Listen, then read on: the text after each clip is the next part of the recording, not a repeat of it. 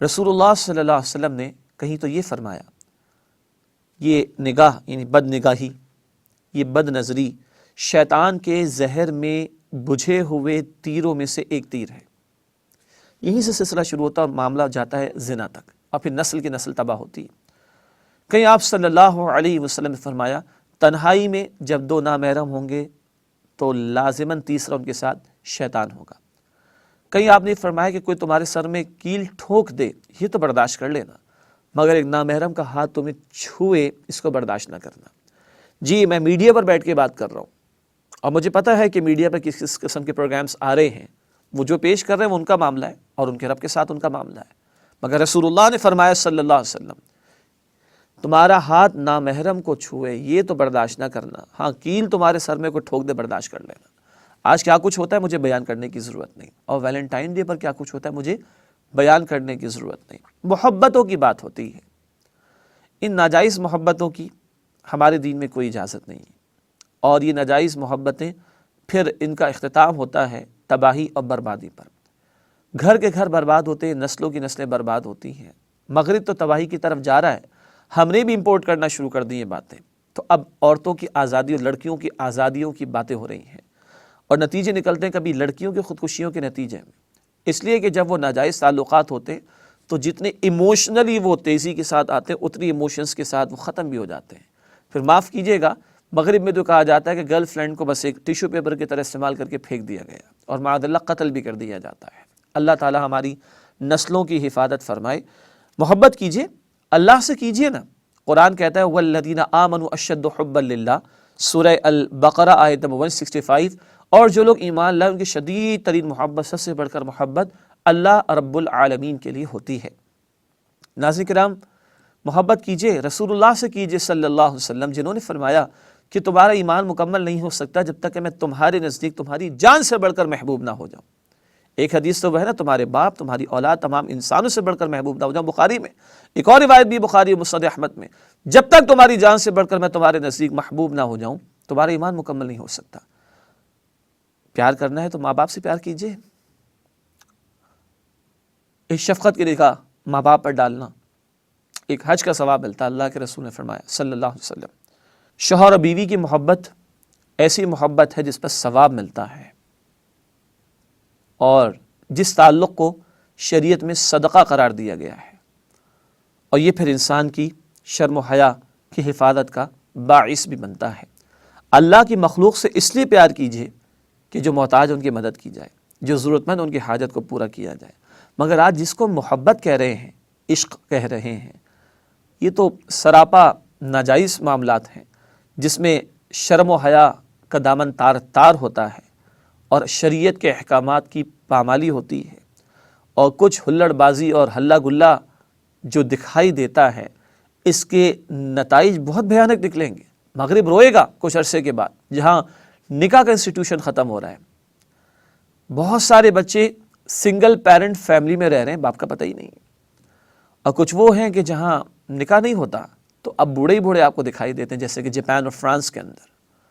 اللہ تعالی ہماری حفاظت فرمائے اور ہماری نسلوں پر اللہ تعالی رحم فرمائے، اور یہ جو ناجائز معاملات ہیں سینٹ ویلنٹائن ڈے کے حوالے سے 14 فیب کو، اللہ تعالی اس سے ہمیں محفوظ رکھے۔ لذتیں مل جاتی ہیں وقتی طور پر، مگر یہ لذتیں شیطانی لذتیں ہیں۔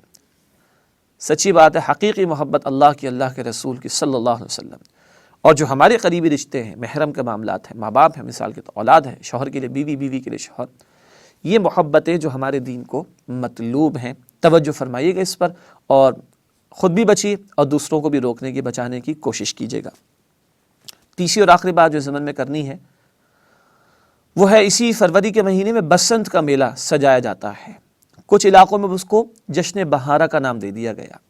کچھ حضرات نے جو کہ اہل علم ہیں یہ بھی ثابت کیا کہ اس کا آغاز ایک اس لڑکے کی پھانسی کے بعد اس کو ہیرو بنائے جانے کے دن کو منانے کے اعتبار سے ہوتا ہے کہ جس ایک ہندو لڑکے نے نبی اکرم صلی اللہ علیہ وسلم کی شان مبارکہ میں گستاخی کی تھی، اور پرانی بات ہے، اور اس وقت کے پنجاب کے گورنر نے، یعنی مراد پارٹیشن سے بھی بہت پہلے کی بات ہے، اس لڑکے کو پھر سزائے موت دی. اس کے بعد اس ہندو لڑکے کی سیلیبریشنز منائی گئی اور اس کے نام پر کوئی میلہ ٹھیلا بھی شروع کر دیا گیا. یہ ایک رائے ہے تاریخی اعتبار سے.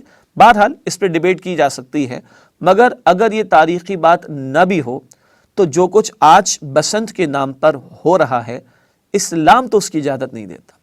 سپریم کورٹ پابندی لگائے تب بھی وہ دھاتی ڈور استعمال کی جاتی ہے. پنجاب میں بہت زیادہ ہے، کراچی میں بھی شروع ہو گیا ہلکا پھلکا معاملہ، دیگر علاقوں کے اندر بھی.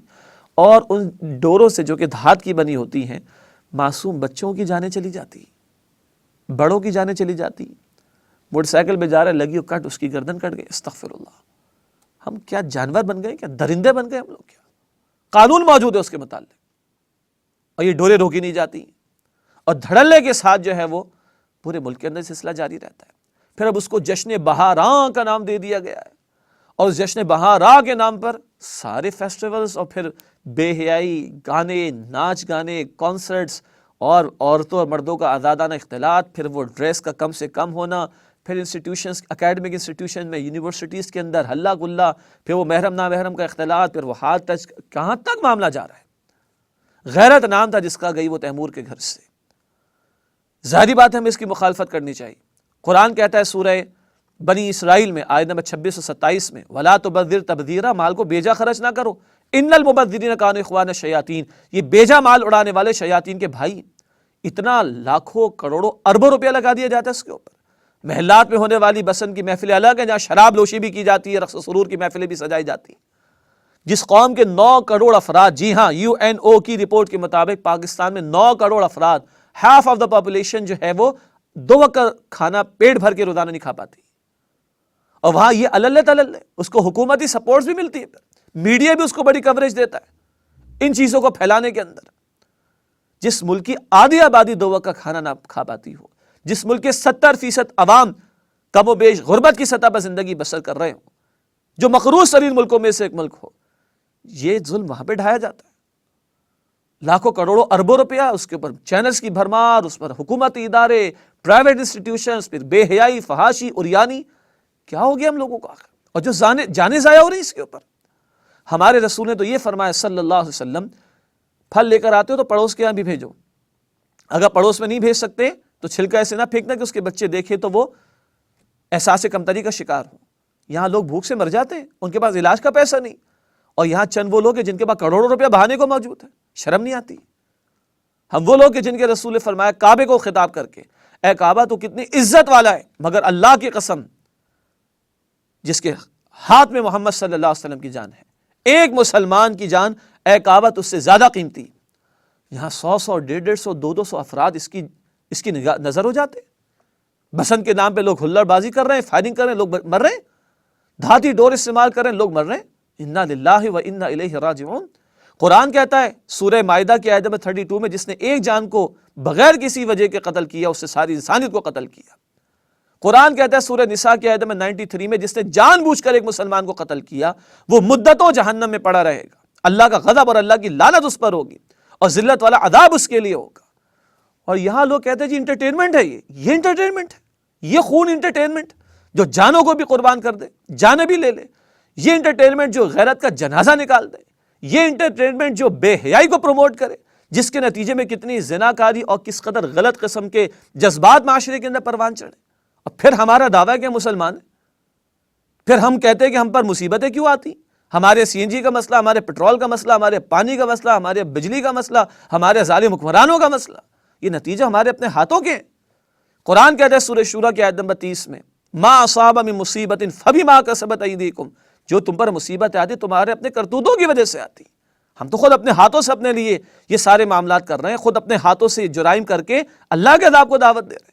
قرآن کہتا ہے کہ جو لوگ سورہ نور کی آیت نمبر 19 میں، جو لوگ اہل ایمان کے درمیان بے حیائی کو پھیلاتے ہیں ان کے لیے دنیا اور آخرت میں دردناک عذاب ہوگا. دیکھ لیں کس کس کا ہاتھ اس کے اندر ہے، پرائیویٹ انسٹیٹیوشنز ہو، میڈیا ہو، یا حکمران ہو، یا گورنمنٹ ہو ہماری، جو اس طرح کی بے حیائی کی چیزوں کو پروموٹ کرتے ہیں. قرآن واضح اس بارے میں. کیا جواب دیں گے کہ اللہ سبحانہ و تعالیٰ کو ہم جا کر؟ اللہ تعالیٰ ہمارے حال پر رحم کرے اور ہمیں اس طرح کی گندگیوں سے، بے حیائی کی باتوں سے، اس طرح کے فضول رسومات سے، اس طرح کے گناہوں کے کاموں سے بچائے. اللہ ہمارے حال پر رحم کرے. اللہ تعالیٰ ہمیں توبہ کرنے کی اور اس طرح کے برے کاموں سے بچنے کی توفیق عطا فرمائے۔ ناظرین کرام، 3 باتیں آج آپ کی خدمت میں رکھی۔ نمبر 1 یہ کہ ماہ ربیع الاول جاری ہے اور 12 ربیع الاول کے بعد بھی اللہ کے رسول سے ہمارا مضبوط تعلق قائم رہنا چاہیے صلی اللہ علیہ وسلم۔ سیرت کا مطالعہ، احادیث کا مطالعہ، اس پر عمل بھی، اور رسول اللہ کے مشن میں شرکت بھی۔ دوسری بات، 14 فروری ویلنٹائنس ڈے منایا جاتا ہے، اس بے حیائی کے دھندے کو چھوڑے، کافروں سے، مشرکوں سے رسم آئی، اللہ تعالی ہمیں اس سے بچنے کی توفیق دے۔ اور تیسرا، بسن کے حوالے سے آپ کی خدمت میں کچھ بات رکھی گئی، اللہ تعالیٰ اس کی بھی بے حیائی کے پہلوؤں سے، فضول پہلوؤں سے، جان کو نقصان پہنچانے والے پہلوؤں سے، عزت و آبرو اور حیا کو نقصان والے پہلوؤں سے بچنے کی اللہ ہمیں توفیق عطا فرمائے۔ وآخر دعوانا ان الحمد للہ رب العالمین۔ السلام علیکم ورحمۃ اللہ وبرکاتہ۔